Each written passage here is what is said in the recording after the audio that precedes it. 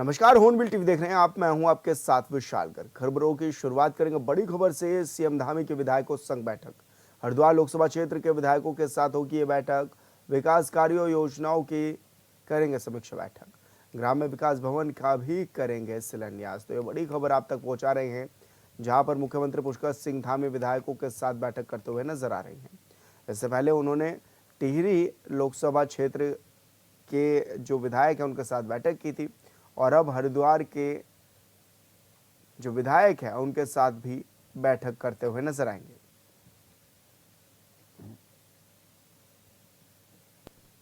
तो मुख्यमंत्री पुष्कर सिंह धामी विधायकों के साथ बैठकें कर रहे हैं, उनकी समस्याओं को भी जान रहे हैं और साथ ही क्षेत्र से जुड़ी समस्याओं पर भी विचार विमर्श कर रहे हैं और विकास कार्यों का जायजा ले रहे हैं। किस तरह के कार्य अभी क्षेत्र में गतिमान है उस पर भी चर्चा कर रहे हैं मुख्यमंत्री पुष्कर सिंह धामी। ग्राम्य विकास भवन का आज शिलान्यास भी मुख्यमंत्री पुष्कर सिंह धामी करेंगे। तो बड़ी खबर आप तक पहुंचा रहे हैं, जहां पर मुख्यमंत्री पुष्कर सिंह धामी आज हरिद्वार लोकसभा क्षेत्र के विधायकों के साथ बैठक भी करने जा रहे हैं और इस बैठक में तमाम विधायक मौजूद भी होंगे, जिनसे योजनाओं के बारे में जानकारी ली जाएगी। साथ ही यह भी परखा जाएगा कि कौन विधायक किस तरह के कार्य कर रहा है और अगर किसी तरह की कोई दिक्कतें आ रही हैं तो उनको भी मौके पर ही निस्तारित किया जाएगा। तो आज मुख्यमंत्री पुष्कर सिंह धामी ने हरिद्वार लोकसभा क्षेत्र के विधायकों के साथ बैठक तय की है। सचिवालय में यह बैठक होगी, जिसको लेकर तैयारियां कर ली गई हैं। हालांकि इससे पहले टिहरी लोकसभा क्षेत्र के विधायकों के साथ बैठक हुई थी, उसमें भी विधायकों ने अपनी समस्याओं को रखा था और आज हरिद्वार के विधायकों के साथ बैठकें होने जा रही हैं।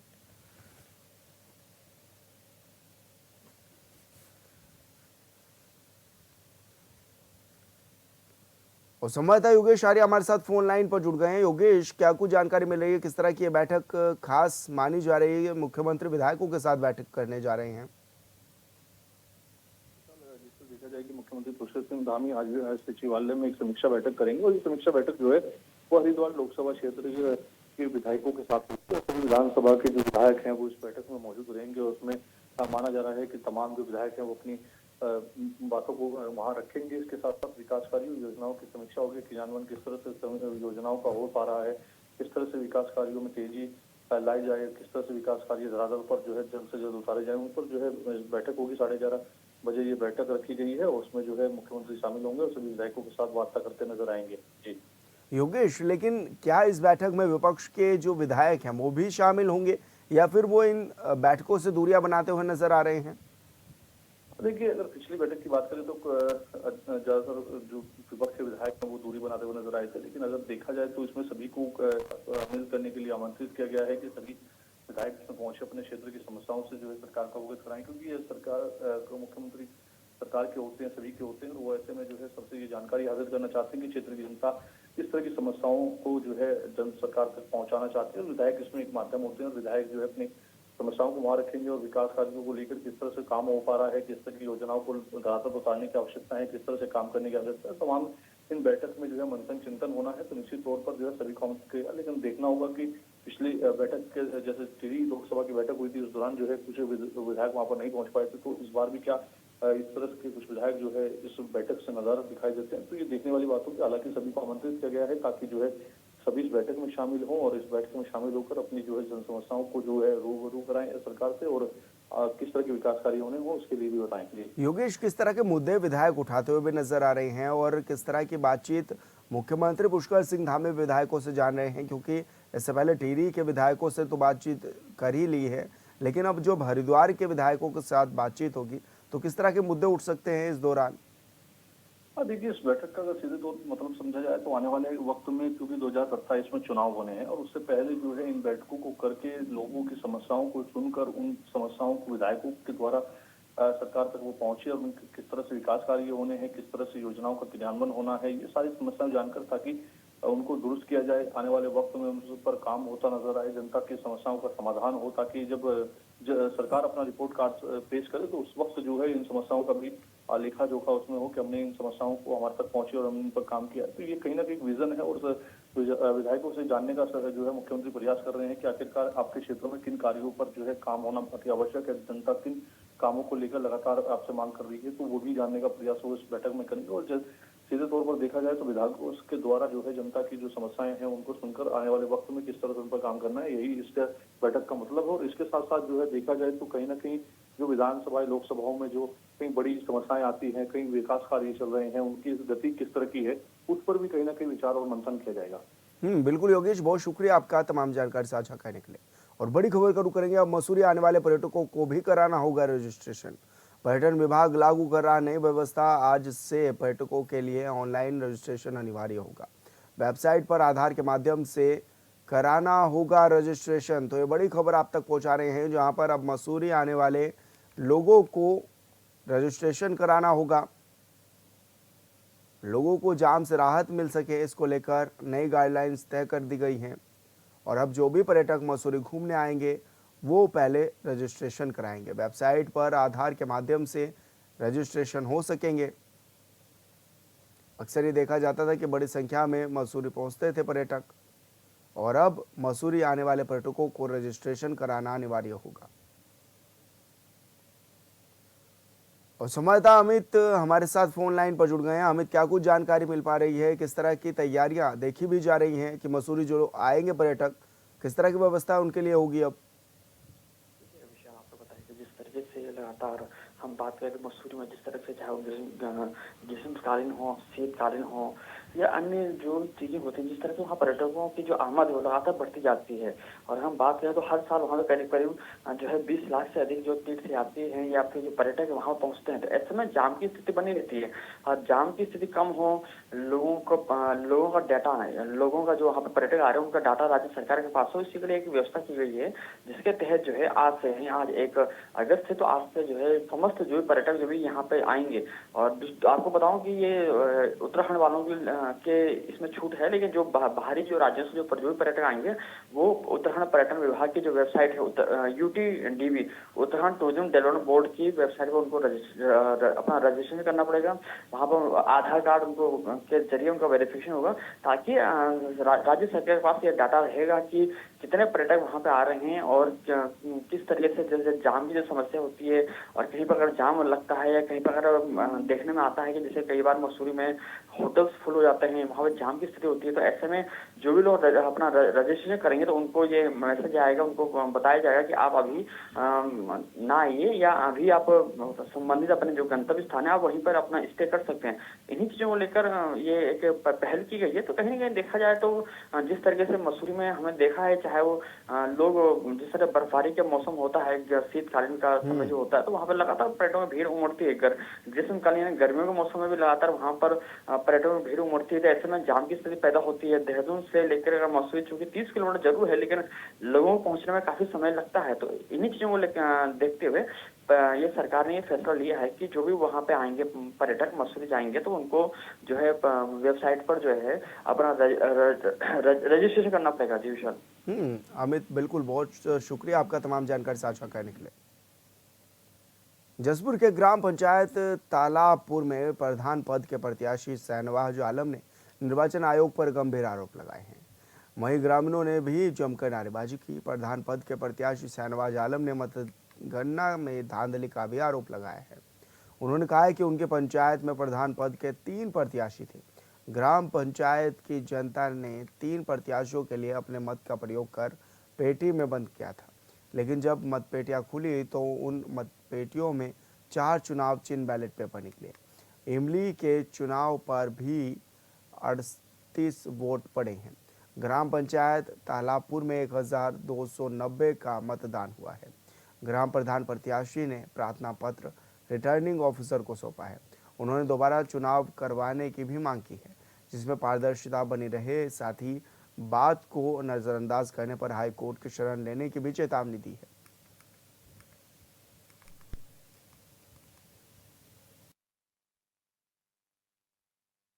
वर्तमान में जो इस समय ग्राम प्रधान पद का उम्मीदवार हूँ। मैं पूर्व में ग्राम प्रधान पति हूँ, और इस समय जो आज चुनाव के परिणाम आए हैं, ये सरासर खुलेआम जो है धांधलेबाजी हुई है।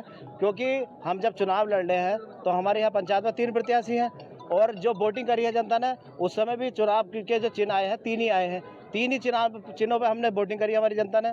और आज जब काउंटिंग हुई है, मतगणना स्टार्ट हुई है, तो उसमें 4 प्रत्याशी आए हैं, 4 चुनाव चिन्ह आए हैं। एक इमली का अतिरिक्त आया है, जिस पे इमली पे भी वोटिंग हुई है 38 वोटों की। और इमली वाले जो 4 वो आए हैं बैलेट पेपर, उसी पर जो है जो जीते हुए प्रत्याशी जिनको घोषित किया जा रहा है, उनके 138 वोट आए हैं उसी टेबल पर।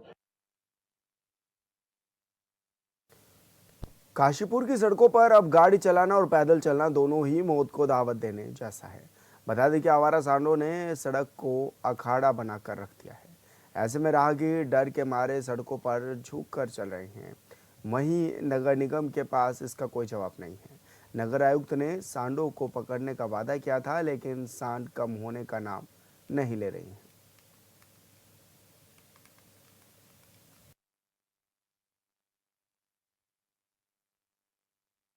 गाय वगैरह सांड वगैरह का है आतंक। उसमें हमारे यहाँ गौशाला के लिए एक डीपीआर शासन में अभी गई हुई है। जैसे वहाँ से स्वीकृति तो गौशाला का निर्माण किया जाएगा और उसमें यहाँ पर जितने भी हमारे आवारा गौवंश हैं उनको वहाँ पर रखा जाएगा। लेकिन इस समय के बीच उसके लिए हमारी जो नगर स्वास्थ्य टीम है वो उसमें उसको मॉनिटर करेगी और कहीं पे भी ऐसी अप्रिय घटना। देहरादून का ऐतिहासिक गांधी पार्क अब जल्द ही एक नए और खूबसूरत स्वरूप में नजर आएगा। नगर निगम इसे शहर के बीचों बीच एक आधुनिक, हरा भरा और आकर्षक केंद्र के रूप में विकसित करने जा रहा है। सौरभ थपलियाल जो कि मेयर हैं, उन्होंने बताया है कि गांधी पार्क के जीर्णोद्धार के लिए टेंडर की प्रक्रिया पूरी हो चुकी है और जल्द काम शुरू भी कर दिया जाएगा। पार्क में ओपन जिम को पहले ही ठीक करवा दिया गया है, बाकी हिस्सों को भी बेहतर बनाने की तैयारी है। नगर निगम का उद्देश्य है कि ये पार्क न सिर्फ शहरवासियों के लिए राहत स्थल बने, बल्कि राजधानी देहरादून की हरियाली और सुंदरता का भी प्रतीक बने।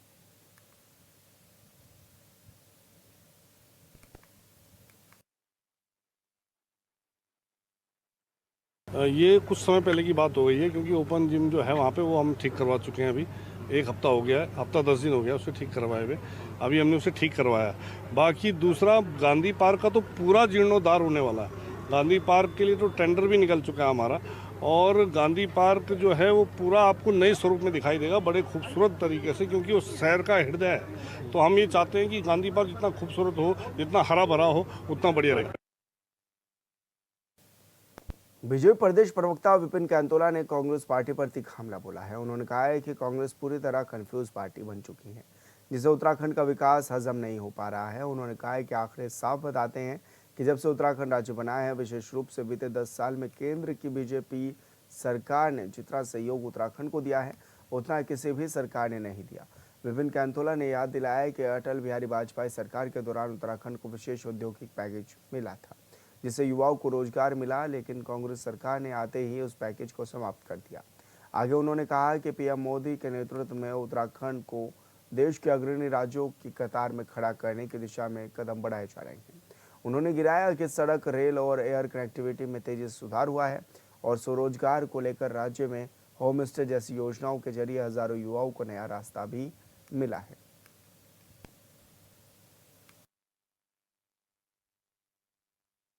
देखिए, कांग्रेस पार्टी कंफ्यूज पार्टी है। कांग्रेस पार्टी को डेटा बताओ तो कांग्रेस पार्टी कहेगी जी डेटा क्यों बता रहे हैं। कांग्रेस पार्टी किसी भी प्रकार से उत्तराखंड के विकास को पचा नहीं पाई। आपको याद होना चाहिए कि उत्तराखंड में जब से राज्य बना है तब से और अब तक, अगर जो हम इन 10 वर्षों का कार्यकाल देखेंगे सेंटर का, जितना केंद्र की सरकार ने उत्तराखंड के विकास के लिए धन दिया है, जितना केंद्र की सरकार ने उत्तराखंड के विकास के लिए सहयोग दिया है, शायद ही किसी सरकार ने दिया है।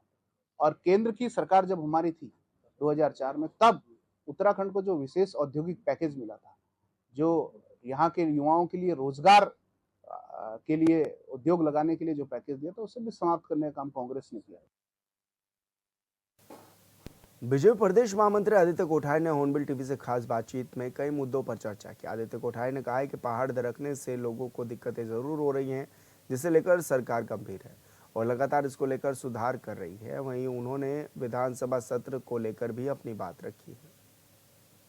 तो प्रदेश महामंत्री आदित्य कोठारी जी हमारे साथ मौजूद हैं। अच्छा भाई साहब, क्योंकि उत्तराखंड में चारधाम यात्रा भी जारी है और हाल फिलहाल में हमने देखा कि कांवड़ यात्रा भी संपन्न हुई, तो क्या लग रहा है, क्योंकि एक तरफ तो टूरिस्ट इतना ज़्यादा बढ़ा हुआ है और दूसरी तरफ जिस तरह से सड़कें बाधित हैं या फिर कह सकते हैं कि पहाड़ों में पहाड़ दरक रहे हैं, तो ऐसे में क्या माना जाए, सरकार कितनी तत्पर है, किस तरह से कार्य किए जा रहे हैं? हमारे जो उत्तराखंड का जो पहाड़ हैं ये कच्चे पहाड़ हैं। देश भर में पहाड़ और जगह भी हैं लेकिन वहाँ के पहाड़ मजबूत हैं। हिमालय एक नवोदित पर्वत खड़ा हुआ है। इस हिसाब से यहाँ भूस्खलन भी होता है, बारिश होने के बाद भूस्खलन भी होता है। भूस्खलन यहाँ की सबसे बड़ी समस्या है। जो नदी घाटी क्षेत्र हैं उन नदी घाटी क्षेत्रों में भी जो है जब नदी उफान पर होती है वो भी अत्यधिक नुकसान पहुँचाती है। इसके लिए सरकार जितनी तीव्रता के साथ में, जितनी शीघ्रता के साथ में काम कर सकती है, मैं देख रहा हूँ कि मुख्यमंत्री पुष्कर सिंह धामी जी दिन रात लग करके अधिकारियों के साथ में समीक्षा बैठक करके सभी जिलाधिकारियों के साथ में निरंतर समन्वय स्थापित करते हुए जो हमारा आपदा प्रबंधन का तंत्र है उस तंत्र को सजग और सक्रिय करने का काम कर रहे हैं।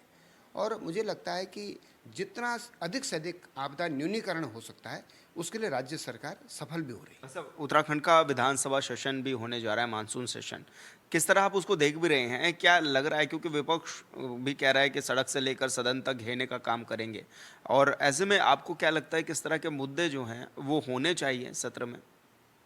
किसने रोका विपक्ष को सरकार को घेरने से?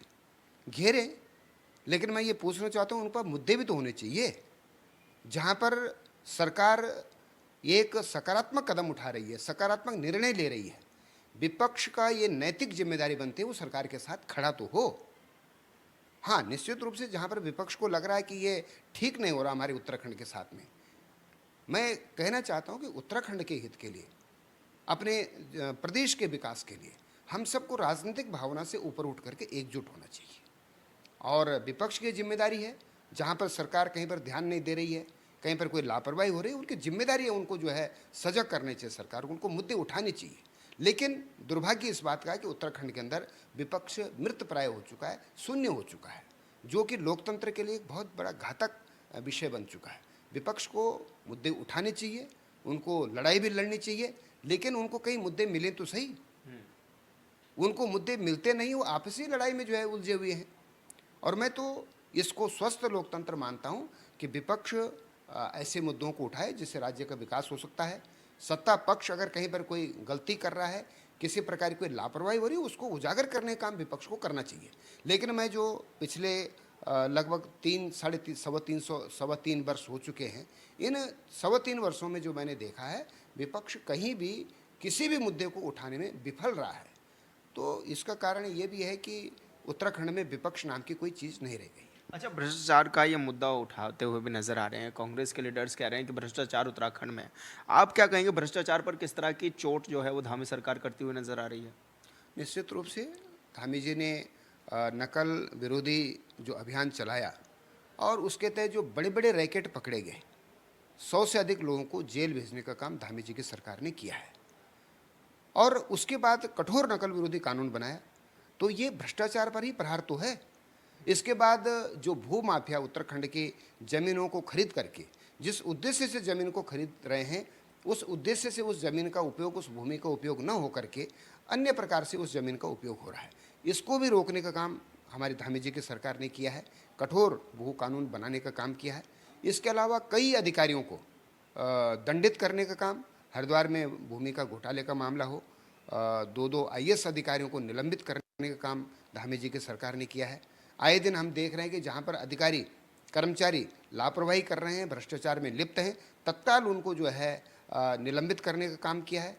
जिला पंचायत पौड़ी का प्रकरण आज ही सभी लोगों ने अखबार में पढ़ा होगा कि 2 अभियंताओं को सेवा से बर्खास्त करने का काम हमारी सरकार ने किया है।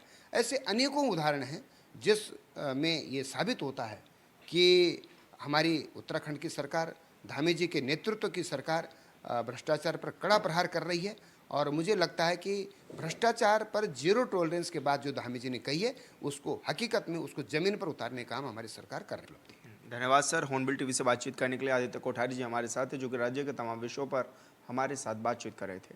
हॉर्नबिल टीवी के लिए देहरादून से विशाल गर्ग। रुड़की में एसएसपी हरिद्वार के नेतृत्व में ऑपरेशन कालनेमी के तहत बहरूपियों के खिलाफ बड़ी कार्रवाई की गई है। धर्म का चोला ओढ़कर लोगों को तंत्र मंत्र और ढोंग के जाल में फंसाने वाले 44 फर्जी बाबाओं को पुलिस ने धर दबोचा है। ये कार्रवाई हरिद्वार के सिटी से लेकर देहात तक की गई। थाना क्षेत्रों में एक साथ ये कार्रवाई हुई है। गंगनार कोतवाली क्षेत्र से 24, मंगलौर से 11, पिरान कलियर से 6, भगवानपुर से 2 और खानपुर से 1 बहरूपीय बाबा को गिरफ्तार किया गया है। पुलिस ने संदिग्ध पाए गए लोगों को कानूनी प्रक्रिया के तहत हिरासत में ले लिया है। इस संबंध में एसएसपी परमेंद्र सिंह डोभाल ने बताया है कि अभियान मुख्यमंत्री के निर्देश पर चलाया जा रहा है, जिसमें पिछले 20 दिनों में अब तक हरिद्वार में कुल 1442 लोगों को चिन्हित कर वेरीफाई किया गया है। 87 के खिलाफ कार्रवाई भी की गई है।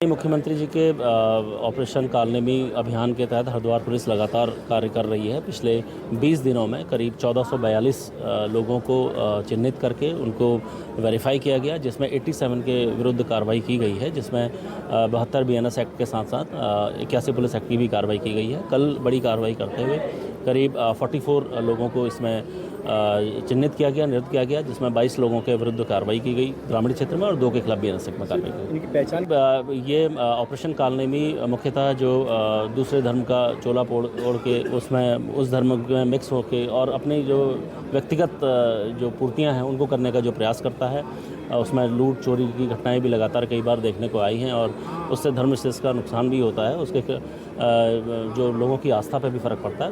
उन लोगों को चिन्हित करके इस पर कार्रवाई की जा रही है और लगातार ये कार्रवाई हरिद्वार पुलिस में की जाएगी।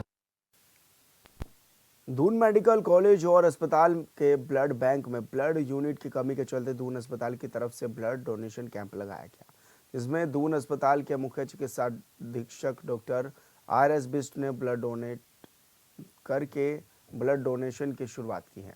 उन्होंने कहा है कि बीते रोज ब्लड बैंक में ब्लड यूनिट की कमी को देखते हुए अस्पताल के सीनियर कर्मचारियों से ब्लड डोनेशन की शुरुआत कराई गई है, जिसका असर ये रहा है कि सभी सीनियर कर्मचारी ने बढ़ चढ़कर इसमें हिस्सा लिया और ब्लड डोनेट भी किया है, जिसमें अभी तक 60 यूनिट ब्लड डोनेट किया गया है।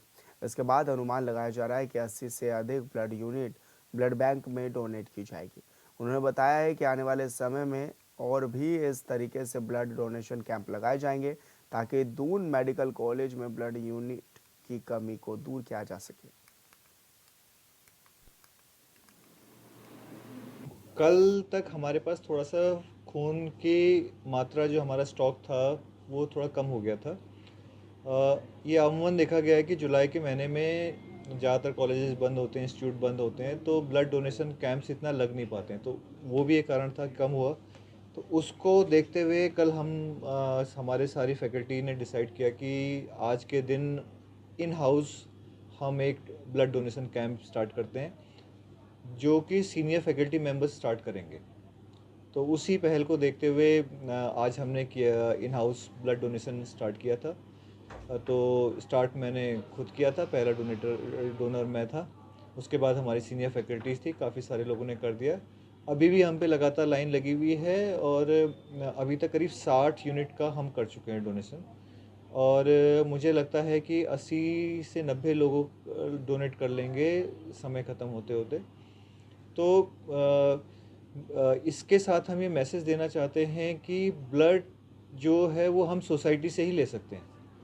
ब्लड कहीं कोई मैन्युफैक्चर किसी फैक्ट्री में तो आज की तारीख में हम नहीं कर सकते और ये एक जीवन रक्षक चीज़ है, इसको तो चाहिए ही चाहिए है, जिस मरीज़ को उसकी ज़रूरत है तो ज़रूरत है।